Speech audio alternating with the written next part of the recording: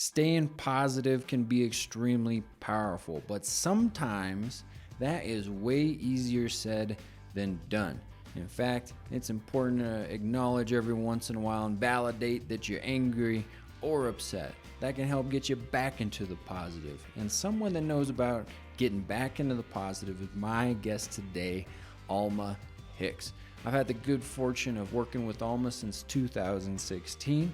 We first got together to set wellness goals. And as we set wellness goals for meeting a step challenge, I learned more about her, and I learned that she was a cancer survivor, and I learned that she was not easily discouraged despite other obstacles. What I didn't know is that her step challenge was aggravating some neuropathy in her legs, and I apologized profusely when she told me about it. But she said, I'm in the middle of this goal and I'm going to keep going and I'm going to keep working around it. I'm going to time it up. So this interview tugs at the nuggets, pearls, and the wisdoms that I think folks can learn from Alma Hicks, the things that she's experienced, and the wisdom that she has in regarding to staying positive. In this interview, we talk about taking things one moment at a time, using gratitude, staying positive, not letting things get the best of us, how to really listen to someone so you can help them out, and validating yourself. We also throw in some stuff about how important and valuable it can be to volunteer. I'm your host, AJ Webb, wellness coordinator and wellness enthusiast, and I know you will enjoy this interview with Alma Hicks. Thank you so very much for all of you that have listened to and shared this podcast. It really lays the foundation for more content like this. More and more folks are listening to these episodes every day. Again, please rate, please share, please listen. Thanks in advance. Alma, I wanted to talk to you today, and this is like a staff spotlight because you and I started working here together about the same time, and I've just had a really good time observing you and your approaches to taking care of yourself using the wellness program here at San Luis Valley Health. And as I got to know you more, I think that there's a lot of wisdoms and chunks and nuggets and pearls that some people could benefit from. That's why I want to ask you a bunch of pesky questions. Okay, you just pesky away. So let's start out there. When you start working, when did you start at San Luis Valley Health? It was, I believe, in October of 2016. Mm-hmm. So Okay. I started off in general admissions at the hospital. So started off at general admissions, okay? And what other positions have you held? How long did you have that position? I held that position less than a year. I did love it. It was very busy work. I mean, one patient after the other and It seems walking like it's got an intense pace. Yes, there you go. Thank you. An intense pace at it, and I'd go home really sore and tired. And so the opportunity came open to apply for oncology admissions, and I applied for that. And that was less than a year since I had started. And unfortunately, I didn't stay at that position long enough to see the new center, but other opportunities did open itself up for me at that time. Super. What after working in cancer admissions, where did you go? Well, maybe we can stop there. I don't know if that was about this time, but we started pretty close to the same time, and you either sent me an email or you called me up and you were interested in setting up a wellness goal. And this is where I started to learn about you. But you're interested in starting a wellness goal. Was there something that brought that around? How'd that get going for you? Yes, because, well, with the first admissions job, I was constantly up and down, moving and hustling. And then with the oncology job, it was more sitting. And I could feel like I have neuropathy in my legs from chemo treatment. And because of that, it would get pretty painful. And sometimes it was a struggle not to trip over nothing. You know, I did at the very beginning after chemo, I fell a lot. And I was still trying to recover from that, and I was looking for ways to do that without medication. I like to stay away from medication as much as I can. So I was looking for something I could do at my own time, at my own pace, and that would benefit me.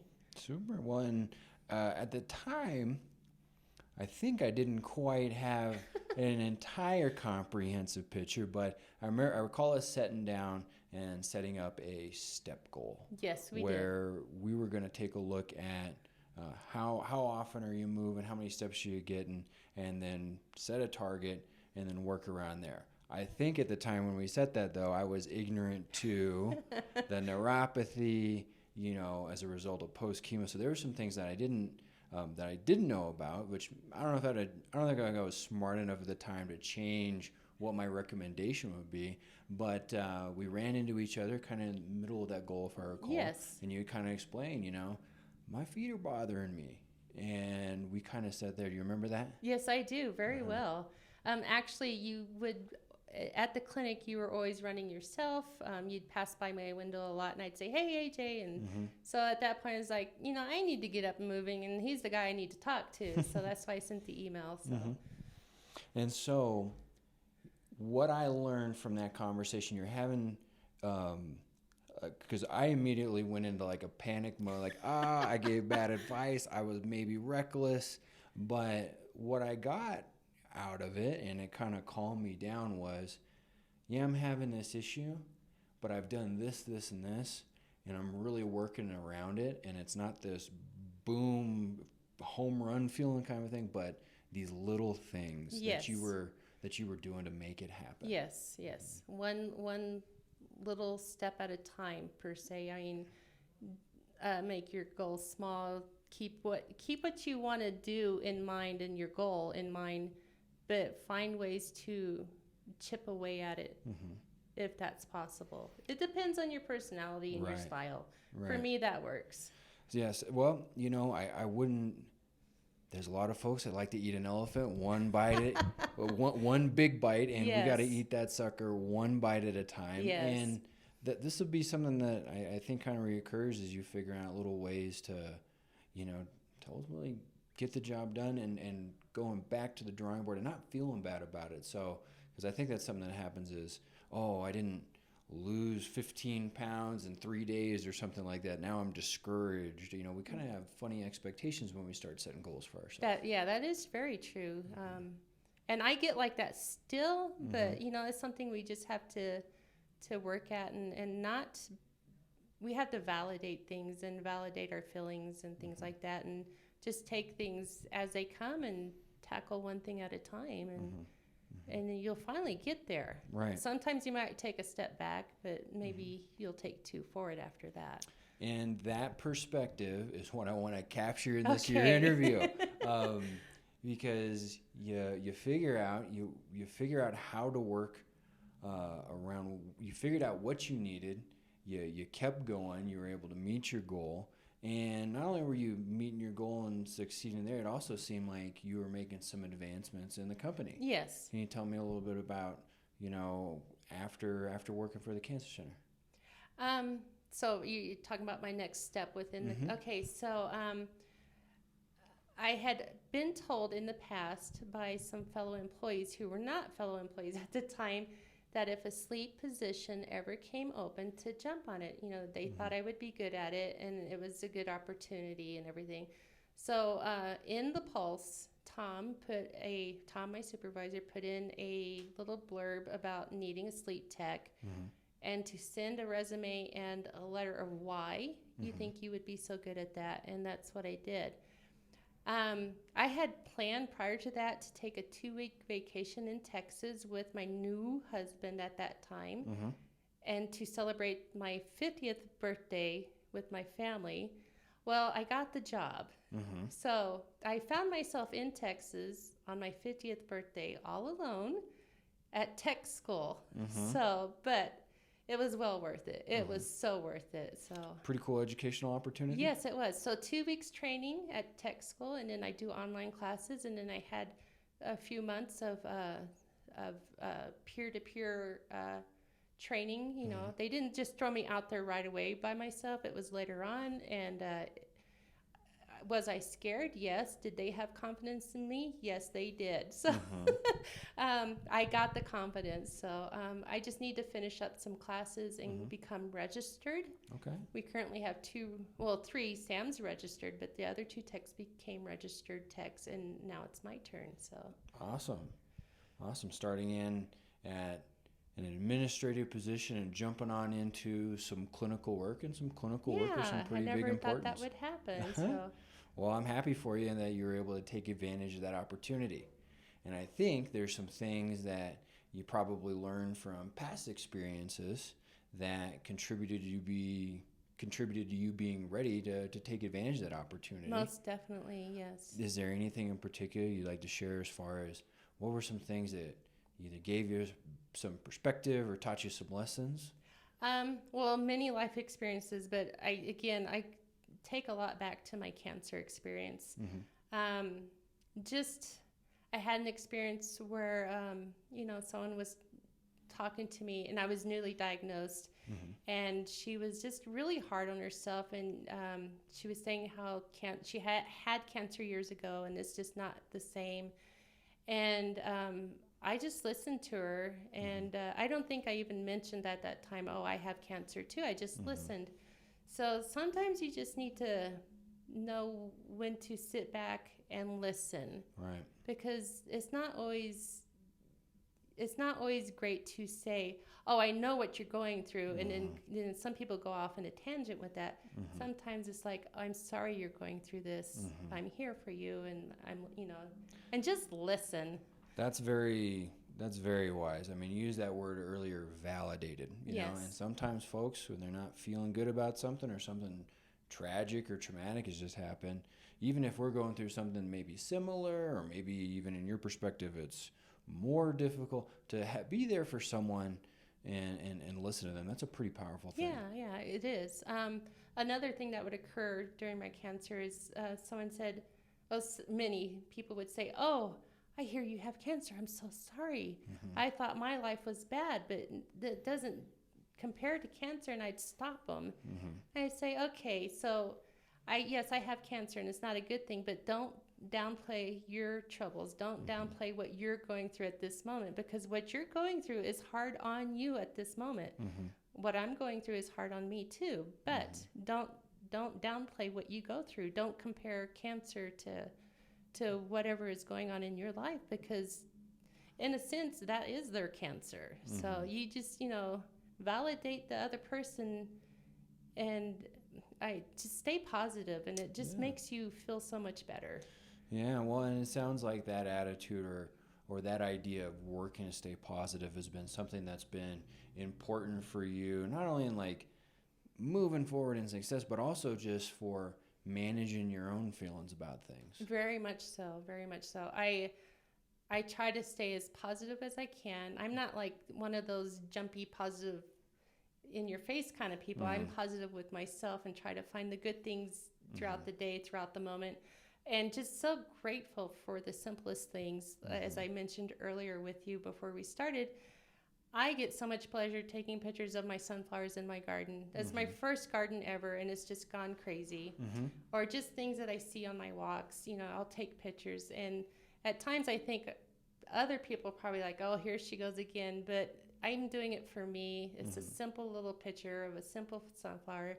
Makes my day. So gratitude is such a cool practice, and to listen to other people that work to take a little thing, take a little moment, and be grateful for the sunflowers, the sunset. Yes. Now that we're in we're almost in September. We've been inundated in the COVIDs. Yes. It's been tough.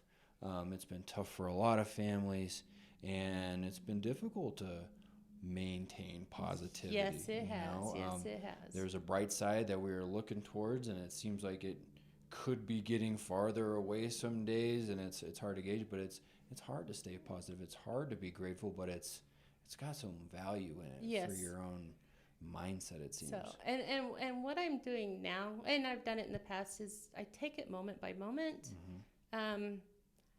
Some people say take it day by day, you'll get through it, but sometimes a day seems like forever. So if you take a moment of that day kind of look at it, and you're either going to get through it, or you're going to appreciate it, or you're going to learn from it. So just take it moment by moment.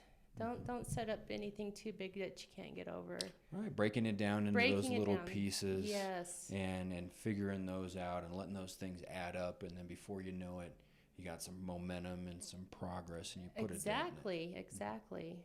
During your, I don't know if it was during your cancer or if it was your remission, but I understand that you had a pretty powerful experience with some aquatic type of wildlife. Can you tell us a little bit about that? Yes, one of my favorite things in the whole world, events, casting for recovery. So the hospital staff here gave me a flyer, and it was before I worked here. They gave me a flyer about casting for recovery, and I'm like, oh, okay, I'll check this out. And I got online, and it's a breast cancer retreat for breast cancer women at any stage, where they can go. Well, they're all over the nation, but the one I go to is in usually in at the Boy Scout Ranch in New Mexico. Oh, okay. And in Angel Fire. It depends on the year. So anyways, 14 of us get together. It's completely free to us. We go for 3 days, and they teach us all about fly fishing. And I thought, well, I've never fly fished. Why not? Why not? So I went, and I actually rode up there with someone I never knew before, another breast cancer survivor. She came from Center. She picked me up, and it was like we were old friends. We laughed. We were late getting there because we were laughing and stopping. And so, but there was 14 of us, and then the volunteers, and it was not all about fly fishing. That was just the bonus of it. We had yoga classes, for physical health. We had nutrition classes. We had intimacy classes, because that affects us. And then just times where we could all get together, and just the survivors would just talk about what was going on with them. And that is very powerful. So, but the reason they decided to go with fly fishing, and I hope this makes sense, the action of the fly reel helps with the movement of the arm, which helps the recovery area that you need to work on. So it's just an amazing event. I didn't have to pay for anything. They do a lot of fundraising. And so you only get to do it once, and then it's somebody else's turn. But I loved it so much, and they called me back, and they said, hey, do you want to volunteer? I'm like, oh, heck yeah. Cool. So 3 years in a row, I got to go volunteer. It was nice to see it from the other side. And I sat back and listened. I didn't like, oh, yeah, when I was here, I just listened. So unfortunately, of course, like everything else this year, we couldn't do it. So, but hopefully next year we can. Well, it's unfortunate. I hope you get that opportunity to share with those folks. Volunteering seems to be a theme in your life. My volunteer list is diverse and very long. It's actually longer than my employment list, but that's where I learned a lot of things as well, and learned from different people, different backgrounds, different situations. I helped, this is how crazy it went. I helped with the water distribution. I was a bus driver for them to distribute the water back in 2008. During the salmonella outbreak? I've helped with food bank, gathering food for them. I helped at La Puente. I was even a barmaid at one of the parks that they were doing like a Ride the Rockies type of event, but there was beer involved, and they somehow contacted me. So I'm always up for something new, something different. And that would be something I was going to make a remark about. It sounds like trying new things is something that's interesting to you and is rewarding for you, and you learn a bunch from it. Would you say that's right? Exactly. For me, that works for me. I like variety. I like little challenges, big challenges, new environments. And what a wonderful way to meet people I wouldn't normally get to meet. Yeah, build some relationships. Yes. Well, and then one of the things that resonated with me, again, going back to you and I working on that step goal, was you said, hey, I'm willing to try this. And it wasn't going quite as expected, but you stuck with it. And so that was an impressive thing for me, because it's real easy. Because my thing about wellness goals, I've had plenty of wellness goals set up where when I see that person again and their wellness goal wasn't going so great, they would duck me. They would be like, no. Like put the, the paper, the Don't paper want to talk up. to that guy today. like they had disappointed me or something like that. And that's totally understandable, but you stuck with something that was brand new. You're trying it out, and you figured it out. I mean, and you got to take advantage of the things that you could learn from that opportunity. Exactly. I love trying new things, and 99% of the time it works out. There's that 1% or 0.1% of the time it doesn't. Something you may not have known about me is I briefly tried out for the roller derby club here. I remember. Okay. I remember hearing about this. I can skate forward. I can skate backwards. I can do, like all kinds of skating. I grew up in the 80s, skating rink. What I can't handle is the falls. So it was a bit too tough for me. And those women, I have such admiration for them. They are some tough cookies. Yes, they are. So they are some tough cookies. Very skilled. There is a lot of skill to it. It's not just roller skating. You got to know what you're doing and the time to do it. So that was one thing I tried. I did not do well at it, but I don't regret it. Sounds like you got some admiration for those folks. Yes. I bet you learned a thing or two while you're doing it. Yeah, I did. And they're just amazing. And the men involved in it too. They were amazing as well. So you said you had a garden.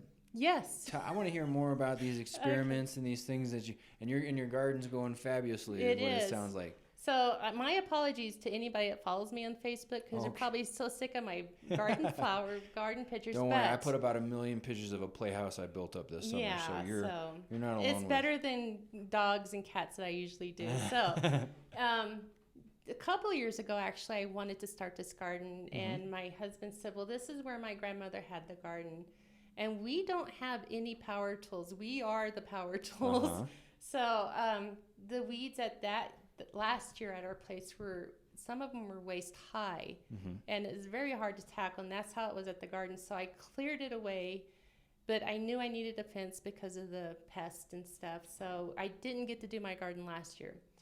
This year, because I had so much free time, I got it done with the help of my nephew and some help from Brad and some from the grandkids. We got that fence up, we got the dirt in, we did everything, and then I took off with it from there, planted everything, and I go out to my garden several times a day, just to check on it at first, like it's a sleeping baby. And I'd go out there and I'd water it and stuff and go back in, and, when the plants started popping up, I was just amazed. I was so overjoyed. It's like, yes. In fact, on my cell phone, I have pictures of a tomato coming in. It was exciting when that little strawberry peeks its head out. Yeah, I did start late, so we're still growing stuff, but it just took off. The sunflowers, the plants, I'm giving stuff away all the time. I brought some stuff to work to give away. I just dropped off a bunch of stuff here. So that garden has been my lifesaver for the summer. It's gotten me exercising muscles I didn't know I had. Definitely. You're burning some calories out there, especially when the sun's baking you a little bit, and giving me good food to eat. Yeah, what a rewarding little circle of life that is. Like, it's physical work. You got to do it as a team. Yes. You got to take care of it, and it pops up, and it's super gratifying, and then you have delicious, nutritious stuff. Hard to beat that. Yeah, it's still so exciting, so... I'm definitely doing it again. Did you grow any zucchinis? Yes. Are you looking for parked cars with unlocked doors so you can throw zucchinis in there and get rid of them? What color is your car? No, don't worry. Mine's parked far away, and you'll never find it. Oh, okay. Because we got our own zucchinis to zucchini pawn and off. squash. I am up to my eyeballs in squash. So, but I've helped many different families not prepare, but give them food for meals. So that makes me happy. So. Well, awesome. Well, I'm glad that you tried that out too, and I'm glad it's going well for you. This was my learning garden. So we touched on a bunch of I was taking notes when we were chatting it up before we started talking about this, because I want to figure out what are the things that people can learn from you and your experiences, and especially how do we take your ability to stay positive and gratitude and pull out little tidbits and lessons that people can go and they can try those things too, so they can see that. Go ahead. Sorry. Well, I have one thing, kind of written here, and it's the best of us. And when you have those hard experiences, hard times, or, things are hard like they are now, if you're not careful, they can get the best of us. Yes, they can easily. They can sneak up on us if we're not paying attention. So on that, what works for me, and in my journey, this is my journey, staying positive, being grateful, taking one moment at a time. Don't tackle the whole day. Laughter saved me. Validating, like, for instance, my third day of chemo was my most painful. Everything hurt, was intense pain. And my husband, who was not my husband at that time, bless his heart, I'd break down and he'd validate my feelings. I know this is rough. I know it hurts. I know it's tough, but you can get through this. And then he'd say, I need you to come back. I need you to find something to, make you happy, and let's get on with this day. And so he allowed me to break down. He allowed me to cry, but he helped me stand back up afterwards. And that's important, is, do what you need to do and then stand up and go forward again. So, and like I said, being positive is just really, really made such a difference in my life. So I've been through many things, but the cancer was probably one of the hardest. And, and take time to enjoy the moments. Well, and then I think that's such a powerful message on the balance of that, right? This is tough. This is hard.